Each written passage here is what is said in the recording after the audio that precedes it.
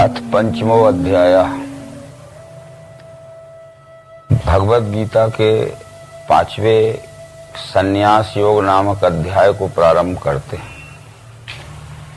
दूसरे अध्याय का नाम ज्ञान योग था।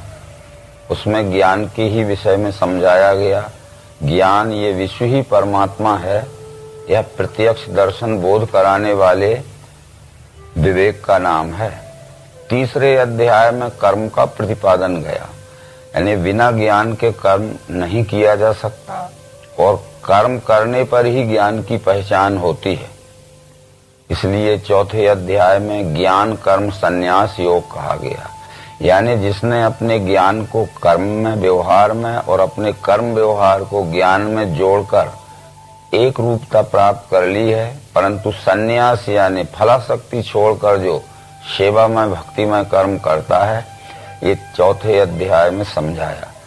परंतु अर्जुन के मन में ये समझ में आया कि कभी कभी आप ज्ञान को श्रेष्ठ बतलाते हो, कभी कभी आप कर्म को श्रेष्ठ बतलाते हो, तो मैं ये कैसे समझूं कि मुझे ज्ञानी ही बनना है कि कर्म ही करना है। ऐसा लगता है कि मेरा भ्रम आप दूर नहीं कर रहे हो और संशय भ्रम बढ़ा रहे हो। तो ये अर्जुन के मुख से जो प्रश्न था, अर्जुन बोला, हे कृष्ण, त्याग कर्मों का कहते फिर योग भी, दोनों में लाभदायी जो वो एक मुझसे कहो। ज्ञान श्रेष्ठ है या लाभदायी है कि कर्म ही श्रेष्ठ है, कर्म करना लाभदायी है। कृष्ण जी ने जो समझाया था वो भगवान बोले, कर्म योग कर्म त्याग दोनों में हित है भरा। इनमें कर्म का योग श्रेष्ठ है कर्म त्याग से। कुछ कर्म ऐसे रहते हैं कि जिनको करना ही आवश्यक होता है, वो त्यागना नहीं पड़ते, और कुछ कर्म ऐसे रहते हैं कि त्यागने से ही लोकहित होता है। इसलिए ज्ञान पूर्वक कर्म को करना और ज्ञान से जिन कर्मों को सेवा में उपयोग नहीं किया जा सकता उनको त्यागना, क्योंकि ये विचार सांख्य शास्त्र के आधार पर कहे गए हैं। सांख्य शास्त्र ने ये कहा है कि गुणानाम च दोषाणाम प्रमाणम प्रभागता कंचिदर्थम अभिप्रेत्य सांख्यत्य विधीयते। जिन कर्मों के करने में लोकहित अधिक होता हो उन कर्मों को अवश्य कर लेना चाहिए, और जिन कर्मों के करने में लोकहित कम है उन कर्मों को छोड़ देना चाहिए। फिर भी कर्म त्यागने की अपेक्षा कर्म करना ही श्रेष्ठ है, क्योंकि नहीं रह सकता कोई क्षण भी कर्म के बिना। जीवों से करवाते हैं स्वभाव गुण कर्म। ये कृष्ण ने कहा कि ये प्राणी मात्र बिना कर्म किए एक क्षण भी नहीं रह सकता है, इसलिए कर्म तो करना ही पड़ेगी, परंतु कर्म की शुद्धि ज्ञान के द्वारा अच्छी तरह से परख के कर लेना चाहिए, ताकि हमारे कर्म करने से हमारे से सबको सुख शांति ही मिले। जो स्थान सांख्य योगी का वही है कर्म योगी का। ज्ञान योगी ज्ञान के द्वारा जिस स्थान को प्राप्त करना चाहते हैं, कर्म योगी भी कर्म मार्ग पर चलकर उसी गंतव्य स्थान पर पहुंचना चाहते हैं। इसलिए ज्ञान और कर्म एक ही चीज के पर्यायवाची नाम हैं। ज्ञान कहते हैं जान लेने को, कर्म कहते हैं चलने को। यदि हमने ठीक से जान पहचान नहीं की तो हम कर्म नहीं कर पाएंगे, और कर्म करने पर ही ज्ञान की पहचान होती है। यानी ज्ञान का मूल्यांकन केवल कर्म व्यवहार में दिखता है। इस तरह से वे अज्ञानी हैं जो ऊपर से तो दिखाऊ से लगते हैं, परंतु जिनका कर्म व्यवहार ज्ञान पूर्वक नहीं होता है, वो जो महामूढ़ जीव आत्मा कर्मेंद्रिय दबाए के हिये से भोग ही ताके मिथ्याचारी उसे कहा। परंतु जो निश्चय की स्थिति में पहुंच गया है उसमें अहम कर्ता भाव नहीं रहता है, यानी मैं कुछ भी नहीं करता माने युक्त तत्वविद।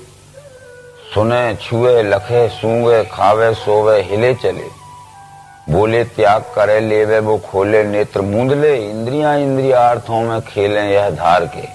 उसके शरीर के, इंद्रियों के, मन के, बुद्धि के सब कर्म अपने सहित संपूर्ण प्राणी मात्र को सुख शांति पहुंचाने के लिए होते हैं, क्योंकि जिसको ये विश्व ही परमात्मा है, विश्व ही ब्रह्म है, इस निश्चय में स्थिति हो चुकी है। इसलिए ब्रह्म के ध्यान से कर्म जो करे फल त्याग के, पापों में वो नहीं डूबे जल में पदम पत्र ज्यों। ये विश्व ही ब्रह्म है, ऐसा वेद मंत्रों में कहा गया है। ओम ब्रह्म ही वेदम मृतम, पुरस्तात् ब्रह्म पश्चात ब्रह्म दक्षिणताश्चोत्तरेण अधा च ऊर्ध्वम पृष्ठम ब्रह्म वेदम विश्वमिदम वरिष्ठम। इस तरह विश्व रूपी परमात्मा, विश्व रूपी ब्रह्म को अच्छी तरह से देखकर जानकर इस विश्व रूपी परमात्मा की सेवार्थ जो कर्म करता है फलाशक्ति छोड़ के, तो लिप्यते नशा पापेन पदम पत्र में बाम विषा, वो उसको कर्म का दुखमय फल नहीं भोगना पड़ता है। वो पापों में इस तरह नहीं फंसता है जैसे पानी में उत्पन्न हुआ कमल का पत्र। ये कमल पत्र का उदाहरण दिया है जो अपने आप में एक ही है। ये कमल का पौधा पानी कीचड़ में होता है, उसी में बढ़ता है, उसी में जिंदा रहता है, उसी में फलता फूलता है। पर पानी में उसके पत्र को भिंगाना चाहोगे तो भींगता नहीं है। इसीलिए हमारा भी सांसारिक जीवन ऐसा होना चाहिए कि जिस संसार में हम हुए हैं, जिसमें रहते हैं, जिसमें जीवित हैं, जिसमें सब प्रकार के सुख भोग रहे हैं, मगर हम संसार से अलग हो गए जाएंगे तो हमारा एक क्षण भी अस्तित्व नहीं रह सकता। इस तरह से ये अनासक्त भाव से प्राणी मात्र के रूप में दिखने वाले अपने से सबको सुख शांति के सेवा के कर्म करना चाहिए। बहुत से विचार ऐसे थे जो दूसरे जगह आए हैं। जैसे एक पतंग रहती है, एक पतले से धागे में बंधी होती है, तब वो आसमान में तैरती है। यदि पतला धागा भी काट दिया जाए तो वो जमीन से ही नहीं उठ सकती, और मोटे रस्ते में बांध दी जाए तो भी नहीं उठ सकती। इसलिए इस मनुष्य को भी संसार में तो रहना है, परंतु इसकी आसक्ति अति अल्प होना चाहिए, और अति आसक्ति में फंस जाने से ये संसार में अपने जीवन को सुखमय नहीं बना सकता है। अयोगी को महाबाहु संन्यास दुख से सदे, योग युक्त मुनि को ही ब्रह्म तत्काल है मिले। अयोगी, योगी और योग युक्त, ये तीन शब्द भगवत गीता में आए हैं। अयोगी कहते हैं जिस जीव का अभी इस विश्व ब्रह्म से योग दर्शन नहीं हुआ है, तदात्मता का योग नहीं हुआ है, वो अयोगी है।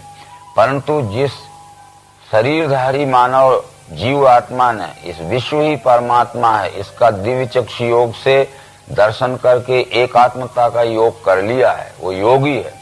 परंतु योगी हो जाने के बाद भी जो स्वकर्म द्वारा सेवा में लग गया है वो योग युक्त है। इसलिए योग युक्त मुनि को ही ब्रह्म तत्काल है मिले। जब हम विश्व से अपनी एकात्मता का योग कर लेते हैं और तदनुसार हम अपने स्वकर्म द्वारा व्यवहार के मार्ग पर चलने लगते हैं तो हम तत्काल ही उस ब्रह्म में तद्रूपता प्राप्त कर लेते हैं। ये श्लोक का आशय यही था। योग युक्त की पहचान है जो शुद्ध चित्त होता है, जिसकी इंद्रियां मन वश में होते हैं, और सर्वभूतात्म भूतात्मा कुर्मन्नपि न लिप्यते, वो भूतों में आपको देखे करे भी कर्म मुक्त। वो भूतों में यानी संपूर्ण दृश्य मात्र के छरा सर्वाणी भूतानी आपको यानी आत्म भाव से देखे, यानी पुरुषोत्तम भाव से। यहाँ त्रिपुटी भगवान श्री कृष्ण ने समझाई है। भूतों में यानी क्षर में आपको यानी अक्षर को देखे, यानी पुरुषोत्तम भाव से। तो अपने में ही आप जब देखता है तो सब प्रकार के कर्म करते हुए वो कर्म के फल बंधन में नहीं पड़ता है। इसलिए ये आगे की बात जो है, फलों को त्याग के योगी मिले अचल शांति में, अयोगी वासना से ही फल चाहे फिरा कहे।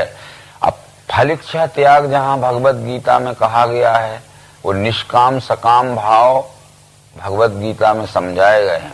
सकाम उसे कहते हैं कि हम जो कर्म करते हैं उसका सुखमय फल जो हमें मिलता है वो केवल हमारे व्यष्टि सुख भोग के लिए ही उपयोग होवे, इसका नाम सकाम है। पर हम जो कर्म करते हैं, कर्मकर्ता को जो सुखमय फल मिलता है तो अपने से सर्वहित के लिए उपयोग होवे, इसका नाम निष्काम है। कर्म तो करना ही पड़ेगा, क्योंकि पूर्व में ये कृष्ण जी कह चुके कि नहीं रह सकता कोई क्षण भी कर्म के बिना, जीवों से करवाते हैं स्वभाव गुण ये कर्म ये। तो निष्काम सकाम का इतना ही भगवत गीता में विचार है कि जो अपने सुख स्वार्थ के लिए करता है वो सकाम है, और जो कर्म करते हुए उसका फल मिलता है, सर्वहित के लिए उपयोग करता है, वो निष्काम है। इस हेतु से वो कहा गया कर्मों को मन से योगी त्याग के सुख में रहे, नव द्वारों के पुरी में ही करवाता करता नहीं। कर्म इंद्रियों से होते हैं, परंतु इंद्रियों का प्रेरक मन है। यदि मन में कोई इच्छा ना होगी तो इंद्रियां कर्म नहीं कर सकेंगी। इसलिए कर्म को मन से ही त्यागना पड़ता है, कर्म की फलाशक्ति मन से ही त्यागना पड़ती है, क्योंकि मन एव मनुष्याणाम कारण बंधन मोक्षयो बंधस्य विषया संगी मुक्तस्य निर्विषयम तथा। इस भगवत गीता के 5वें अध्याय में विषय भी समझाया गया है, जो आगे अपन देखेंगे। इंद्रियों के भोग सारे आवागमन युक्त हैं, कौनते दुख के दाता इनमें ज्ञानी फंसे नहीं। इंद्रियां जो हैं हमारी स्थूल सूक्ष्म दो प्रकार की इंद्रियां हैं। स्थूल इंद्रियों को कान आंख त्वचा जीभ नासिका कहते हैं, ये बाह्य करण है। सूक्ष्म इंद्रियां मन बुद्धि अहंकार चित्त है। तो इंद्रियों के भोग सारे आवागमन युक्त हैं। कुछ हमारी मानसिक इच्छाएं रहती हैं और वो इंद्रियों के द्वारा उन इच्छाओं की पूर्ति होती है। इसलिए जिसका मन नियंत्रण में हो गया है, मन अनुशासित हो गया है, बस में हो गया है, तो फिर उसकी इंद्रियां बहिर्मुख यानी विपरीत गामी नहीं हो सकती हैं। इसलिए कर्मों को मन से योगी त्याग के सुख में रहे। काम क्रोध नहीं जिनमें आत्मवेदता मनोजयी, वो योगी देह के होपते मरे पे ब्रह्म रूप है। काम क्रोध नहीं जिनमें आत्मवेदता मनोजयी, जो आत्मदर्शी पुरुष हो गए हैं, यानी विश्व ही परमात्मा है, यह दर्शन जिनका निश्चय होके स्थिर हो गया है। तो ऐसा तो नहीं हो सकता है कि किसी में काम क्रोध न लो, परंतु उनके काम क्रोध लोभ विकृत रूप में नहीं रहते हैं। काम क्रोध लोभ के वो वश में नहीं रहते हैं। काम क्रोध लोभ को अपने वश में रख के अपने ही शरीर में स्थान देते हैं। ये आत्मनिश्चयी पुरुष काम क्रोध लोभ को जब जरूरत के अनुसार बुलाते हैं तब उनका काम क्रोध लोभ आता है, परंतु अज्ञानी जीव को न बुलाते हुए काम क्रोध लोभ जबरदस्ती उसके सिर पे आवेशित हो जाते हैं। इसलिए काम क्रोध रहित कोई नहीं रह सकता है। केवल काम क्रोध लोभ के वश में नहीं होना है, काम क्रोध लोभ को अपने वश में रखना है कि जब जरूरत पड़े, जब लोक हित के लिए उनका उपयोग किया जाए। भगवान श्री मायरन चेतन जी ने कहा है कि नर्तन के बैरी नरक द्वार दुखदाई हैं, काम क्रोध और लोभ तीन ये भाई। सेवार्थ विश्व के तीन भाव मन लाई, रखना सो देवी संपत्ति की चतुराई। इसलिए काम क्रोध लोभ का जो विश्व सेवा के लिए उपयोग करता है वह आत्मनिश्चयी पुरुष है। इस तरह इस काम क्रोध लोभ का यहाँ विचार करना है। काम क्रोध से उपजे वेग जो इस लोक में अंत तक सह लेता है, वो सखी सुखी नर युक्त हो। काम क्रोध लोभ को वैसे तो हम समझते हैं कि इनके बस में ना होंगे, पर जब इनका आवेश आता है, उस आवेश के समय जो इनके वश में नहीं होता है, अपना संतुलन नहीं खोता है मानसिक, बराबर वो मनुष्य सुख शांति से अपने से सबको सुखमय बनने का कारण हो सकता है। फिर विषयों को बाहरी त्याग दृष्टि विरकुटी में धरे, नाक में फिरने वाले प्राण अपान सम करे। यहाँ स्पर्शान कृत्वा बहिर्वाह्य चक्षुषैवांतरे भुर्वो, विषयों को बाहरी त्याग है। बाहरी का मतलब है कि जो वस्तु अपने अधिकार के बाहर है उसके उपयोग की इच्छा त्याग देना है, और जो वस्तु अपने अधिकार के अंदर है उसको जरूरत से बाहर उपयोग की इच्छा जिसने त्याग दी है वो निर्विषय मनुष्य कहलाता है। ऐसा विचार वेदांत में भी आया है कि निर्विकारतया वृत्त्या ब्रह्माकारतया पुनः वृत्ति विस्मरण संज्ञक समाधि ज्ञान मुच्यते। तो इस तरह से विषय तो छूट नहीं सकते हैं। हर मनुष्य को अपने जीवन यापन करने के लिए खाना पीना सोना जागना अथवा गृहस्थी के आहार विहार के सब कर्म करना पड़ेंगे, पर अधिकार के अंदर और आवश्यकता के अंदर जो उपयोग करता है वो मनुष्य निर्विषय कहलाता है। अधिकार के बाहर और आवश्यकता के बाहर जो उपयोग करता है वो मनुष्य विषयी कहलाता है।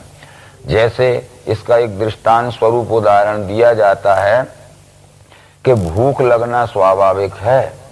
यदि हम चाहें कि भूख न लगे तो हमारे चाहने से कुछ नहीं होता है। भूख लगना स्वाभाविक है तो भूख मिटाने के लिए भोजन करना भी स्वाभाविक है।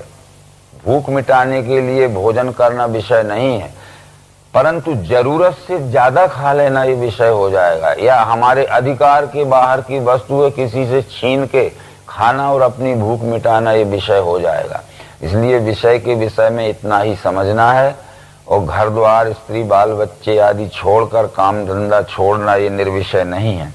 मन भी इंद्रियां जीती न इच्छा भय क्रोध है, मुनिषो मोक्ष का सेवी सदा ही मुक्ति में रहे। जहां तक भगवत गीता में मोक्ष का विचार बतलाया गया है, जिसका शरीर इंद्रियां मन बुद्धि स्वाधीन हो गए हैं, तो वह मनुष्य मुक्त है। अभी तक हम ये जानते हैं कि देह त्यागने के बाद मुक्ति होती है, पर भगवत गीता इससे सहमत नहीं है। मुक्ति का अर्थ है जिस मनुष्य के शरीर के रहते हुए जीवित अवस्था में ही सब प्रकार के संशय भ्रम निकल गए हैं। संशय भ्रम से छूट जाना ही मुक्ति है। इस तरह से वेदांत में भी ये बात कही गई है कि देहस्य त्यागो न मोक्षो न दंडस्य कमंडलौ, अज्ञान हृदय ग्रंथि नाशो मोक्षित विधीयते। शरीर त्यागने से कोई मुक्त नहीं होता है, घर द्वार छोड़ने से कोई मुक्त नहीं होता है, काम धंधा छोड़ने से, खाना पीना छोड़ने से कोई मुक्त नहीं होता है। केवल हमारे अंतःकरण में जो अज्ञान से उत्पन्न भ्रम है, मैं कौन हूँ, ये विश्व क्या है, ये ठीक से न जानना भ्रम है। ये भ्रम निवृत्ति जिसकी हो गई है वह मुक्त पुरुष है। ये समझाते हुए ये संन्यास योग नाम का भगवत गीता का 5वां अध्याय संपूर्ण हुआ। नर्मदे हर।